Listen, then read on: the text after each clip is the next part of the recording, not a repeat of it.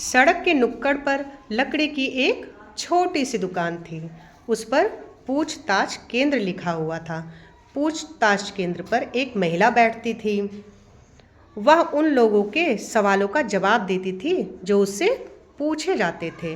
प्रतिदिन महिला दुकान पर बैठती थी, लेकिन एक दिन अचानक वह कहीं चली गई और दुकान खाली हो गई। कुछ दिन दुकान खाली ही रही। एक दिन एक चंचल लड़की चीची सड़क पर घूम रही थी। उसने खाली दुकान को देखते ही पूछताछ केंद्र के ऊपर बच्चों का शब्द लिख दिया। अब वह बन गया बच्चों का पूछताछ केंद्र। ये लिखने के बाद वह दुकान में जाकर के आराम से बैठ गई और प्रतीक्षा करने लगी, कोई आए और वह उसके सवालों का जवाब दे, उससे वह सवाल पूछे। कुछ देर इंतजार करने के बाद दो बच्चे आते हैं दौड़ते हुए, और वह जब देखते हैं बच्चों का सवाल पूछना है तो वह चीची से सवाल पूछने लगते हैं। दीदी दीदी, अगर कोई पिताजी की घड़ी से खेल रहा हो और वह गिर कर टूट जाए तो क्या करना चाहिए? पिताजी से पूछना चाहिए कि जब घड़ी नहीं थी तब लोग समय कैसे मालूम करते थे।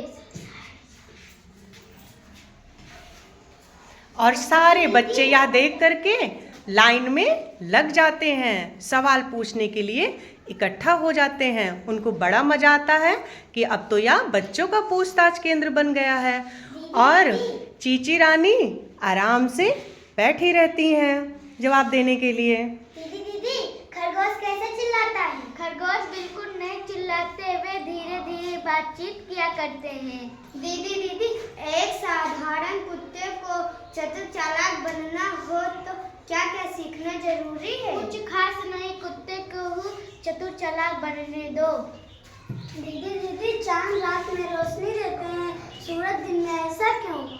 वह उन्होंने तय कर रखा है। दीदी दीदी, बड़ों को सब काम करने की स्वतंत्रता है, पर बच्चों को क्यों नहीं? यह प्रश्न गलत है, बड़ों को ही स्वतंत्रता नहीं है। एक सवाल और पूछना है। अभी नहीं, बाद में, एक बार नहीं, बस केवल एक सवाल। दीदी दीदी, जब रेलगाड़ी आती है तो सड़क का फटकारा क्यों बंद कर दिया जाता है? क्योंकि रेलगाड़ी सड़क पर न आ सके।